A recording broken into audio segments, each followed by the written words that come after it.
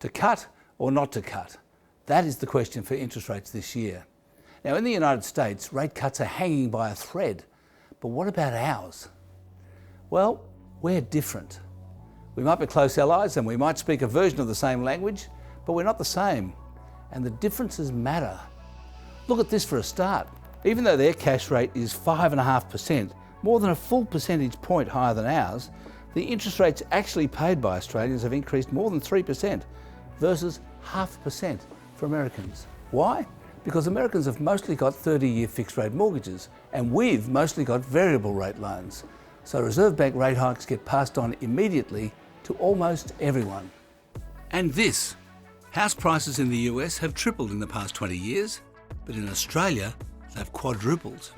As a result, we've got more debt.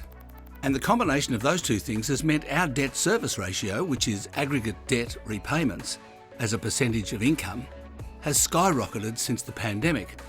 Whereas in the US, it stayed roughly the same and is well below what it used to be. With the result that household consumption has collapsed in Australia, while in the US, it's kept growing.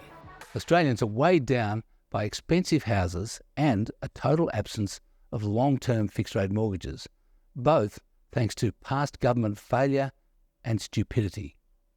But at least those burdens weigh on inflation as well.